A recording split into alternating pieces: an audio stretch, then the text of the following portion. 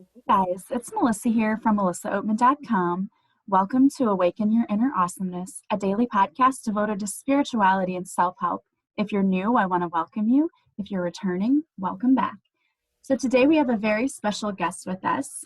We have author and educator, Ms. Linda Barnett, and she has just written the book, Reboot Your Life, Bring Back Your Spark.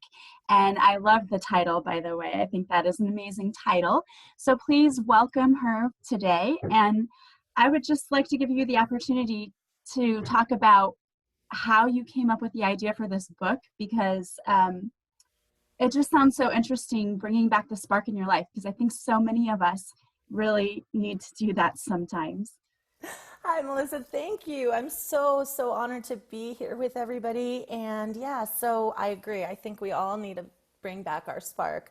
And so the inspiration for the book came from me reflecting back on the last 4 years of my life and realizing that about 4 years ago was a bit of a low point in my life where I was a mom and a wife and a teacher and a daughter, and I had all these roles. But what I wasn't was myself. The person I had disconnected to was me. And I had just been pouring out and giving so much to everyone that I realized I forgot to be present in my own journey of life. And it took me down this rabbit hole. And it took me about 4 years to dig myself out of the hole that I had dug. And when I reflected back, when I began the journey of writing the book, I realized so many of us as women and more specifically as mothers, although I'm not negating the fact that men go through this at all, but for me and my personal experience with my girlfriends, I know that this is definitely relatable to moms. And we do that. We've been taught to do that. We believe that love and sacrifice are synonyms, and we give and forget to refuel our own tank, and we forget to ask ourselves, what we want out of this life and how to give ourselves what we want while also providing and nurturing those that we care for and love. And so when I found my way back to me and began to do the things that brought me my spark back and my smile back, I realized, this is a story worth sharing because I think that my story is relatable to so many women looking to do the same thing, or women who think like, I can't right now, my children are too small. I can't right now, I've got this full-time job. We give ourselves excuses for why we can't tap in to our spark and to our purpose. But I believe that it is possible. It's just a shift on mindset and beliefs, and it takes a little bit of work. But most of all, what it takes is an ability to love ourselves as much as we love the people that are close to us. So right about that. There's so many times where, as a mom, I would just say to myself, I don't have time for that, or I can do that later. And I was always putting myself last because I felt guilty, honestly, putting myself first sometimes. And I tell my listeners all the time, you can't fill others' cup if your cup is empty. And that if you want to be the best parent to your child, be a happy one, because that's what they want. And if you're just running around doing all things for everyone else, you can't find your own happiness. Like, you're just burned out. Yes, exactly. And it's funny because one of the things I did to shift my mindset is I was following this motivational speaker, life coach. I had started to follow her on Facebook, and I was really enthralled with her. And not long after my realization that I needed to be present in my own life, she was doing a live event. And so I went upstairs, and this is all in the book. I went upstairs, locked myself in a room, bought a ticket, bought a plane ticket. I did all this. I spent like $500, and it was Christmas time. So really $500 at Christmas felt selfish because that money would have been money that could have gone towards my family, right? So I thought I was going crazy. I was like, I've officially lost it. What am I doing? But there was this knowing inside that I had stopped listening to that was telling me, this is your next thing. This is what's going to bring your spark back. And I listened to it, and it had been a while since I had followed that inner voice. And so although I felt really guilty and selfish, there was this other part of me that thought, without this, you're going to go down a darker tunnel, which is really more selfish. And when I was on the airplane flying to Dallas, it was the first trip I had ever left my kids alone without me, and they were pretty small at the time. I heard the stewardess or the flight attendant say, you know, that same speech they always give about putting your air mask on before you put the mask on of others.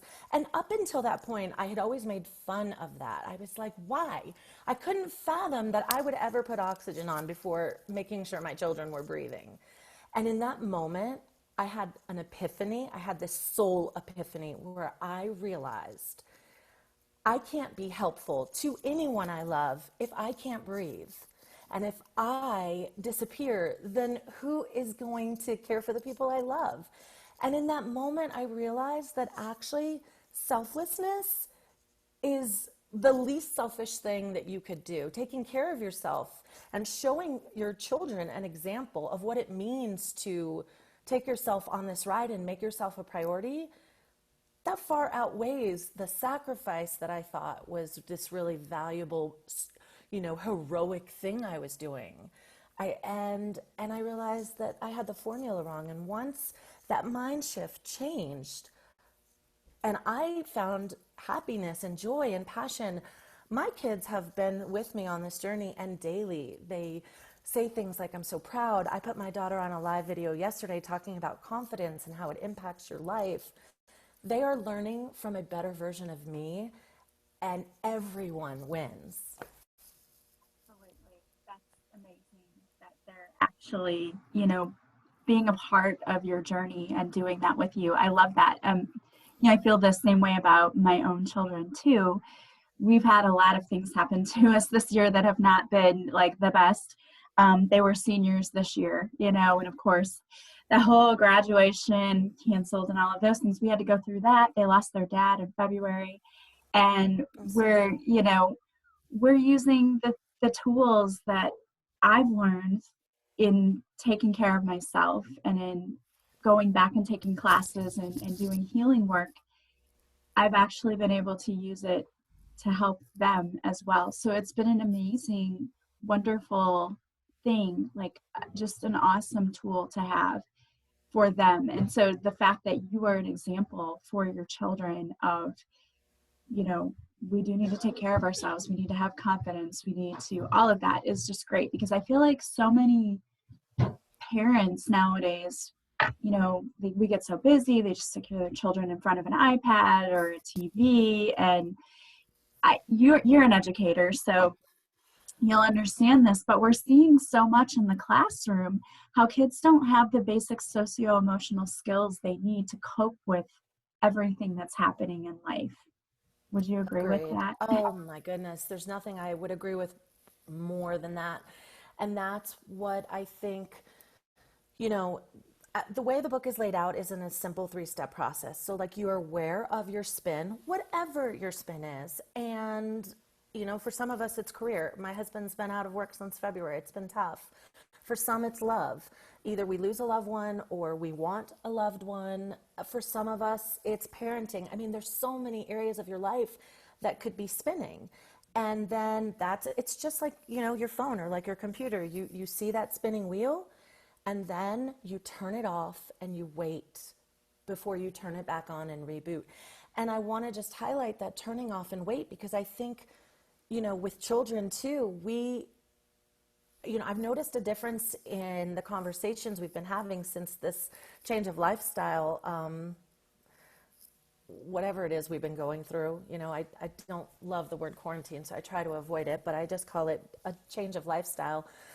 But our family time has revolved around noticing that my kids spin too. This is not just a grown-up thing. We need to be aware that our children are absorbing the energy of the world around them. In fact, they're probably absorbing it more because they're more empathic just by their natural, you know, defenses are down. They haven't built up those walls yet. So they have those spins, they have that anxiety, and to really turn towards them and say, how is this feeling for you? Because I find that so many of us grown-ups are so aware, hyper aware of ourselves that we're kind of just in survival mode and we're leaving out those conversations. And then to give them time, that turn off and wait to me is even more important than the reboot and turning it back on, because that's where you tap in and you ask yourselves those tough questions. Like, am I doing what I want to be doing? This life is a blink of an eye, you know? And I've lost I lost my father, I lost my best friend. And what I realized is one of the things that inspired the book is that when they were at the end of this experience on earth, there were some regrets and there were some dreams that hadn't been lived out. And I understand that life doesn't always just allow you to we say that life doesn't allow us to live out our dreams, but really I think a big part of that is our story, our belief system. Because the truth is that we can build a life around our dreams so that when our time is over, and if anything, this thing has taught us that life is fragile and but really precious, right? So at the end, I want to look back and say, how many of those boxes did I get to check off? And if it means taking a risk, if it means being uncomfortable, I think that discomfort that we're so afraid of is like the juice of the lemon. You know, we're like paying attention to the zest and the rind, but it's like the juice that really is what we want. And we're just so afraid to squeeze the lemon. I know that's a... I say that all the time. I mean, I love your lemon analogy, but I say that all the time. Like, living in your comfort zone, although it may be a comfy place to be, nothing exciting happens there. And you really do have to push yourself outside that comfort zone. When I started this podcast, I started it thinking nobody's going to listen to what I have to say, or why would anybody want to listen? And I started with, maybe 5 listeners or so.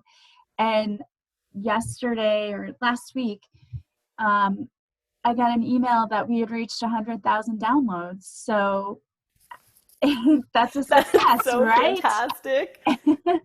And I So can it's relate amazing. so much, because when I wrote the book, I can't tell you how many times I wrote the first draft and then I'd go to the second and reread it and almost walked away from the book because I was like, who's going to care about my story? Who's going to read this book? And then it was as if the universe was pushing me along, because the entire world was going through a reboot, and I kept seeing reboot. I had already written this book, and I thought, you know what?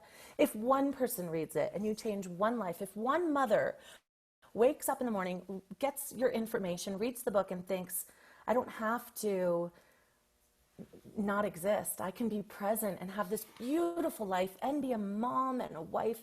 And if they can change it, then it would have been worth it. And so I love what you said, because that's we have this value. We're so afraid that our message isn't valuable, but we are all uniquely here to help each other on this journey. My daughter and I talked about this the other day. We were like, if it was not the intention for us to help each other collectively, the earth would have one human being on it. That would be all that's needed. Right. But we're here collectively because we are, helping each other to ascend, and everyone has something to offer the other, and we take that growth and we help it to lift ourselves up. Yeah, and it's funny that you said, if I help one person, I say that all the time on this podcast, and then people will reach out and be like, you are helping. If anyone is out there listening going, you know what, I have this dream in my heart, and there is something that I want to do, and I just don't know if I'm ready or if I have what it takes. I want to tell people, even though there might be many different healers out there or many different authors or this or that, you are uniquely you, and you have your own brand and version of your story to tell that is no one else's, and the world needs you. But also, don't be afraid to take a risk and to jump outside that comfort zone, because if I were afraid to start a podcast because I needed to know everything about podcasting and I needed to be perfect, I still wouldn't have started it. Now I jumped in going, I don't know any. I've listened to podcasts and that's all I know about them. but I'm going to start my own and look at where we are. Same thing with writing a book. I'd never written a book before. You'd never written a book before.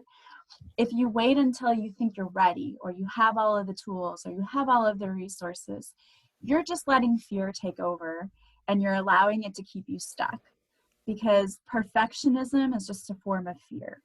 You don't have to have all of the answers today. I always feel like the universe gives you one step at a time, like do this first, then do this, then do this. It's like the whole thing isn't illuminated all at once for a reason, because we would just shrink back and go, oh, I can't do that. It's like looking at the top of a mountain.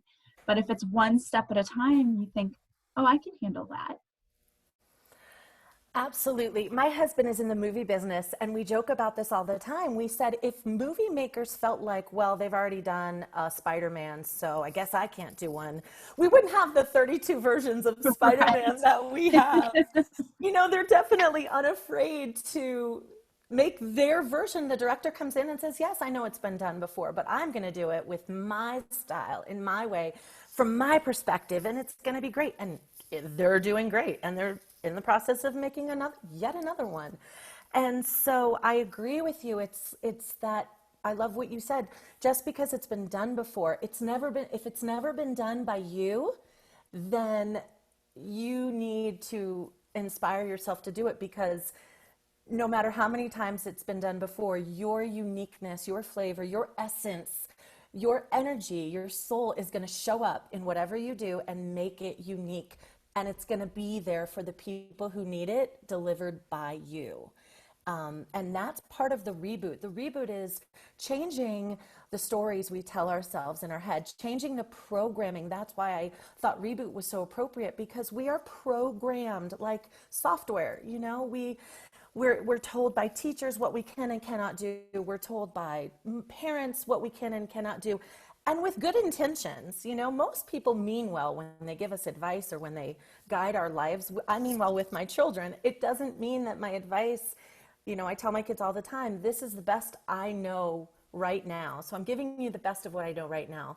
But it's not the end all be all. It could change, and your experience might negate my advice, and that is okay. In the live my daughter made yesterday, she said, we're always taught that nobody's perfect, but maybe we're all perfect at being ourselves, and maybe we're all striving to be somebody else because we're taught that we're not perfect as we are. And I was like, okay, yeah, like we're doing better than we think, and we just have to give ourselves permission. We have to be our knight in shining armor. Saving yourself is a job that comes from the inside. That's one of the chapters, is like saving yourself is an inside job, because I can't tell you how many years I waited. Oh, not just for the perfect guy, but for the perfect job. It'll come, and you wait and you wait. But at some point, your clarity comes from you. You turn your confusion into clarity, and your doubt into confidence, and your despair into dreams.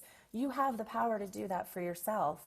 And it's not always easy. I know there's a lot of single moms out there who are maybe listening going, well, how do I do it when I'm single-handedly holding the ship afloat?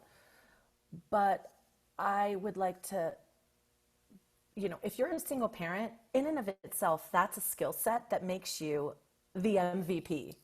Because if you can do it all on your own, then there's nothing you can't do. So to look at what we think we lack, and to pivot that perspective and turn it into our greatest advantage. I love that, because if we look at maybe what some other people might see as flaws in us, as, look, I've handled this my whole life and I've done well so far. It's like I tell people who have fears surrounding money and finances, if after the end of the day you pay your bills and you have $2 left over, instead of being like, I get paid and I have nothing left to show for it, if instead you change that mindset to, I'm so grateful I have $2 more left over what I had to pay my bills. It's all about a perspective change and a mindset change. I was just at dinner yesterday with my family. My cousin was in town, and she's a gorgeous girl. And she said in the middle of dinner, she's like, yeah, I'm so fat. And I thought, ugh. Don't say that about yourself, but I was thinking so many of us grow up and we say those things about ourselves like, oh, I hate my body, I hate my hair, like, why can't I have different eye color? And instead of focusing on what we don't like, how about if we say, I love my body because it allows me to live my life, to walk here, to visit with my family. My blood is pumping, which allows me to, be able to exercise, go for walks, which I love doing. Just instead of focusing on what you don't like, how about focusing on what you love about your body or what you love about yourself or all of the talents that you do have. I think that changes everything when we begin to really shift the focus on, I don't have enough. Well, anyone can feel that way if they chose to focus on that. But if instead of doing that, we focus on what makes you uniquely you in a good way. Like, I'm a very kind person. I'm very talented. I love helping people. What is it about you that really makes you you? I think that there needs to be more focus on that. There does, and that is one of the reasons I got out of, and I love the education system. I believe teachers are the most important asset any country has. I was very proud to be a teacher for 13 years, but I do think that our model has holes, and one of the areas in which really pushed me out of the classroom setting to more online education and to be a coach, where I thought I would take my education out of a classroom and into coaching, was not to escape the children because I loved them. It wasn't to go from children to adults, but it was for the exact discrepancy that you just mentioned, where I feel like school is set up in a way that says to the kids, there's a right and there's a wrong. You got that question wrong and it should have been right. Or you are not good at math, but you are good at reading. And it forces children to not pivot their perspective. It doesn't highlight, I tried so hard just in my own little bubble to say, you're really creative. So you're using this part of your brain, which, and do that growth mindset and say, well, it'll come. You're not good at it right now, but listen, you're just so focused on your creativity right now. That's the reason some of the logical things just have no space up in your brain, but that'll come. There isn't enough inspiration fed into our current Western school setup where children are allowed to understand that they have a myriad of talents, a myriad of skill sets. And if you're not good at one thing, then what you do is you focus on the areas of really big strengths and you make those the essence of what you do.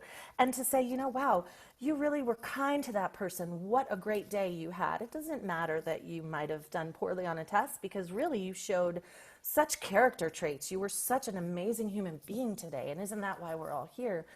And so to have this time home with my children in homeschool setting allowed me to really infuse that more, because when they come home with grades or that becomes their identity. They do what we all do. They attach just like we do to our jobs. I got an F, so I must be a failure. But you're not a failure. Yeah.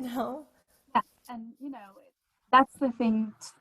I think in the area where I teach, I have a little more flexibility, because when you're learning a language, it's very much a process, and so there isn't one way to do everything sometimes. Even though they're taught a certain vocabulary set, they come up with a different way to say whatever they need to say. Then I can say, yeah, that's great. That wasn't the way I was expecting you to do it, but you came up with your own creative way, and it's grammatically correct, or we just need to adjust this or that. So it's easier for me to be able to do things like that. And I wish that it were that way in all areas, because for me, math, oh, if we were to go based on my math scores, people would be like, oh my gosh, is she a functioning adult? Math I is not can good. relate to that. Yeah. But, it takes all of us. And I think that I've really let go of, I was so hard on myself growing up because I wasn't the straight A student. I wasn't good at math. I wasn't, and so I was limited. Well, you can do this and this, but you cannot do that and that, because that's reserved for people who are. But the truth is that if I wanted to be good at math, there's room to be good at math. If I've chosen not to, then that's okay. I just feel like if we some of us, what I've learned in the series I do with Reboot Your Life is that when I talk to people and say, what's wrong? Well, I'm not in love with the things I'm doing.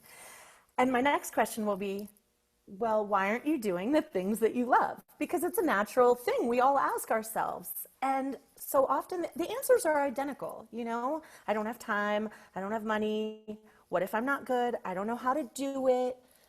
But in the meantime, the time we're spending on the things that aren't fueling us and being really a passion for us, that same time could be devoted. Just think, if you have an 8-hour day and you could do 8 hours of what you love versus 8 hours of a task that you really do not like, you'd be further along in a shorter amount of time if that 8 hours was spent on something that you loved. And so I just think a lot of it, like you said, comes from a fear of risk, a fear of the unknown, a fear of what will happen. And I challenge moms and everybody, men and women, who just feel like I had a spark. 4 years ago, one of the big things was, this is not who I dreamed of being when I was a little girl. When I imagined being a grown-up, I wasn't imagining fighting with my husband, feeling like a bad mom, being unhappy at work. That's not the dream, folks, And so I thought, I want to be the little girl, the woman that I dreamt of as a little girl. I want to be her. And then I said, what will it take for me to be the woman that I dreamt of being when I was a little girl? And that became like a laser focus for me. I love that you said that, because that's what sparked my whole transformation too, was waking up one day and going, there has to be more to life than this. Like, this can't be it. Like, I didn't come here to wake up, do my hair the same way every day, do wake up, go to drive to work every day, the same thing day, and it felt like Groundhog Day, the movie, like over and over again. I'm like, this is not fulfilling at all. This isn't what I want to do. And I could almost feel it in my soul, like, this isn't it. And I've had that several points in my life. The first point was in a toxic marriage and wondering why I was there. Why was I allowing someone to treat me like crap and, make my self-esteem just dwindle down more and more every day, and shutting off my emotions to the point that I was a zombie. At that point, then I had to, I had twins who are a year old, and I said to myself, you can't live like this. So that was the spark to like get up, leave that relationship, and to change careers and go back and get my teaching certificate and to go into the classroom. And then again, that second point in life, after I've been teaching for 12 years, going, okay, this isn't it either. Like, I've loved it. I've loved being a teacher, but this isn't it either. And I think it comes from the same place too that you're talking about, where it's not the kids, it's the way that our system is set up, and how I think so many times teachers are stifled because there's always 100%. someone telling you, you have to do it this way. You can't think outside. Like, you have to have all of your ducks in a row, and you have to jump through all of these hoops to prove that you're doing what you're supposed to be doing. And to me, that's always just been annoying, because I'm thinking, you're taking precious time that I could be using to come up with these fabulous lessons that will make kids more engaged, and they'll like coming to class. And it just has become so not what it was when I first started. I feel like it's gotten worse over the years. So that was another point for me where I'm like, what am I doing? I'm just getting up every day, and this isn't fulfilling anymore. I don't feel like I'm doing what I was able to do at one time, because, now there's, you're supposed to make connections, but don't make too much of a connection. It's this really fine line in education. It's so weird. It's like the Absolutely. double talk or something, like, do this, but don't really do that. Don't teach a different way, differentiate, but then give them all Not the too same different. test. Yeah, Yeah. but then give them everybody the same test. Like, what? That doesn't And make sense. when I was in the classroom, I think one of the things that really guided me out the door was I was so much more interested in the human, in the child. We did passion projects every year, and the passion projects had the reading and the math and the science, but it was really like asking the kids, you get one project, it's a year-long project, pick any topic you want, and we're going to build your passion. We're going to, whatever it is you want to create, we're going to use this year to create it. And it was like my favorite part of the year. And I thought to myself, I was a great teacher and I did what I was supposed to do, but I didn't care how much math and science and social studies they learned. What I cared about was the stuff that I'm doing now. It was about, we don't tap in. We are here. We are so, our body, our physical body, our soul. I mean, we haven't even begun to tap into the magic that we are and to the awesomeness, as you say. That's why I love your podcast, Awaken Your Awesomeness, because that is our mission as a human on this time frame that we have. And, we have just created this linear timeline where it's like, you're a kid, then you're a grown up, then you have a job, then you get married, then you have kids, then you get old, then you die. And it's like, wait a minute, that could send me right into a panic attack, like, what? And so I think to take that time and make it feel more circular and more like a flow and say, wait, I do have this time. And it could start, I know sometimes for me, if somebody had said 4 years ago, walked up to me and said, Linda, write a book, leave your job, I wasn't prepared to hear all that. I would have said, I can't even look at myself in the mirror and you want me to go chasing these lofty dreams? No, I'm not there yet. So what I encourage listeners to do is start small. Have a piece of paper where 10 inspirational things a day. I know that my brain is always working. Sometimes it's telling me the things I want to do, but don't think I can. Those are worthy of writing down, because one day you'll feel ready to get to that list. And one day your story will be, yes, I can. And those ideas will be there waiting for you. So create like an inspirational vault and say, I may not be able to do it right now, but I'm not going to let these ideas escape me. I'm going to know that they came to my front door for a reason. I'm going to capture them in my little soul vault. And one day, as I work through being important and loving myself and caring for myself and creating space, I will be more ready to listen to these great ideas, and they'll be right there waiting for me. So I think even if you have to start with just a list to get your spark ignited, it's worth it, because as we know, just adding a little bit of fuel to the fire, you can't create a flame right away, but little by little it will begin to get bigger. I love the idea of having a vault of your ideas. That's so awesome. And I think for a lot of people, we don't even know what we really want, and that's the big part. That's the first part of your journey, is even knowing, what do I want? What do I want out of life? I have so many clients who come to me for coaching, and we talk about they want a relationship. And I'll say to them, what do you want in a partner? And they're like, I don't know. And I'll say, well, that's your first, you're asking the universe to bring you somebody, but you don't even know what you want. And so if it showed up at your door, you wouldn't know if that was really what you wanted or not. So start making a list, of what you want. And I think in the same way, your idea is really awesome, that you can sit down and really think about if you had no time constraints, no money constraints, no constraints of any kind, because really the universe can always provide for us. Sit down and think, what would I want to do? Where's my passion? If I could do anything ever, what would I want to do? And it might seem lofty at first, because to me, writing down in my manifestations, writing a book, having a podcast, when I first sat down and wrote that out, it just seemed like, okay, yeah, sure. And now those are two things I've checked off my list. So in creating an Oracle deck, that was one thing I was like, oh, yeah, how do I get that done? It's possible. And when you have, I think the beginning step for you is having an idea of, when you write it down, then it becomes, that idea, and that manifestation starts. That's your start, is what do I want? And then you can start working towards that. I love that. So what advice would you give any single mom out there, or a mom, or even men, really, because we're not excluding men today, but what a piece of advice could you give someone who feels like they've lost their spark? Yes, I'm going to give you that advice. And what I want to piggyback real quick and say to you is, you made such an astute point and said a lot of us don't even know what we want. So to make a list is a pretty daunting task. But I encourage you, if you don't know, I used to be so afraid to put out into the universe what I wanted because I was like, what if I get it and that's not really what I want?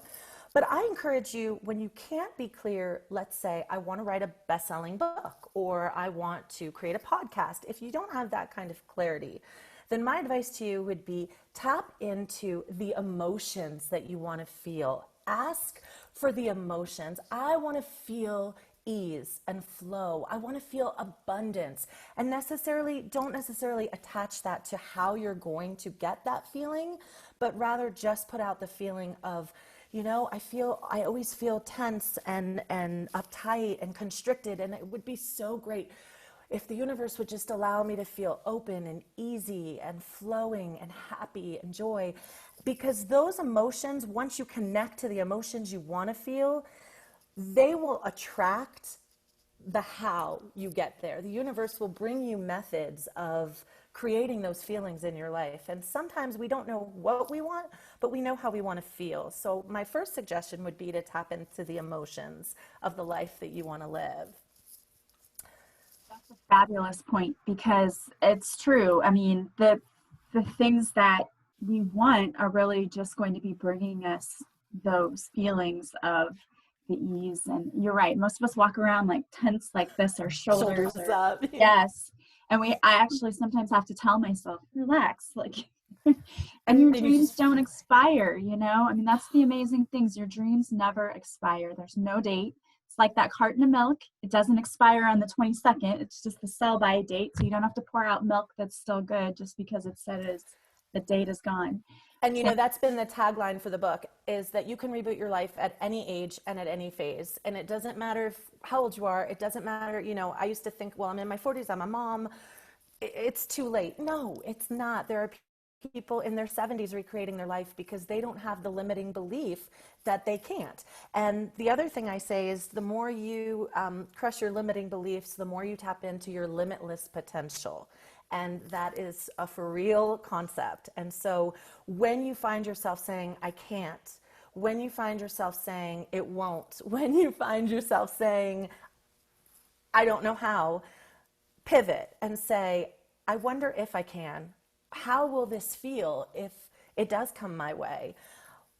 What are the things I'm capable of? I wonder if there's a skill I have that I haven't tapped into yet.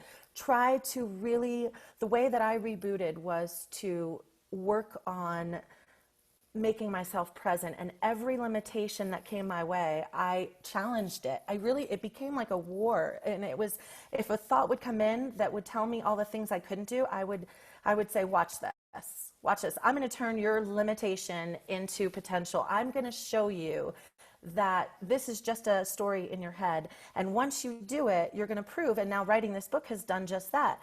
Now there's no end to what I believe I can do because I've already done something I used to tell myself that it wasn't possible to do.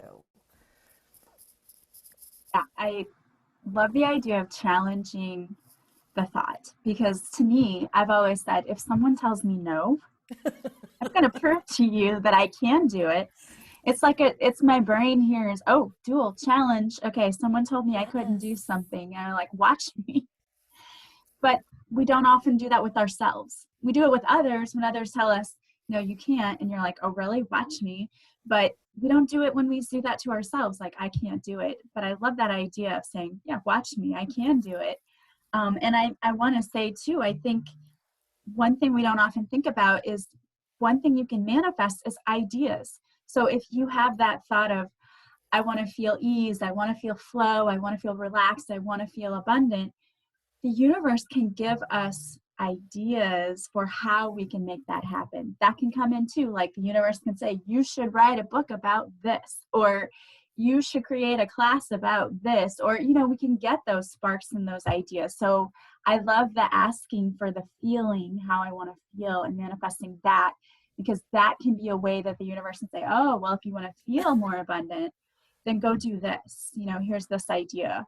Or bring people into your life too. Exactly. And I encourage you, when you start asking the universe, walk around with a pad, put a pad in the shower, put a pad in your car, because ask and you shall receive. And once you light that little spark and you start asking, just like you said, Melissa, then your ideas start flowing in, and you want just a little place to capture, a recorder on your phone. There's a voice memo option on your phone, but you're going to be so, and I think you're going to just start, that's what awakens us from our slumber. It's like we're so autopiloted. We're just like, go to work, wake up, go to school. And once we realize, wait, I'm really excited. I had this great idea this morning, or this great idea last night, or I had a dream, and in my dream I was doing something wonderful. Let me jot it down. You begin to awaken that sense, that soul sense, not your physical senses, but your soul sense. And you come back to life, and you awaken your awesomeness, Melissa. I love how you brought that back to the title. Yes. Well, this has been such an amazing and fun conversation. So if people want to buy your book, and the book is called Reboot Your Life, Bring Back Your Spark. Again, that gives me goosebumps. But if they wanted to buy your book, or if they wanted to follow you or work with you, how could they do that? So I have a website, and it's just my name. So it's lindakrauss-barnett.com, and the book is available on the website. My coaching is available on the website. I also have a private Facebook group called The Life Reboot by Linda Krauss-Barnett, and we do amazing challenges in there. And I have it's a video series, not a podcast series, but it's called the Reboot Your Life series. And I interview women who have rebooted their life and who come and talk to us and share with us, so that women know that it's possible for them as well. So I have the Facebook group. I'm on Instagram as Barnett24, and lots of ways to reach me. And I'm on Amazon. My book's on Amazon. It's on Barnes & Noble. It's on Target. So any of those ways, the Kindle and the Nook, all the ebooks are available, as well as the paperback. All of her information will be in the notes to this podcast. So if you want to go get her book, or want to go to her Facebook group, all you'll have to do is click on the link in the show notes.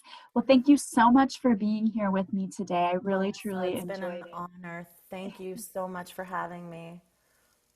Thank you all so much for being here with us today. As always, I truly appreciate each and every one of you. And if you like this podcast, please subscribe. Please leave me a review from wherever you're listening, especially some stars on iTunes. That helps my podcast become known. And if you want to work with me, you can go to my website, melissaoatman.com. There you'll find a list of services that I offer, as well as a description. Also, if you want to follow me on social media, I do a live reading on Facebook Mondays at 6:30 Central. If you show up for the card reading, I will also pull an individual card for you.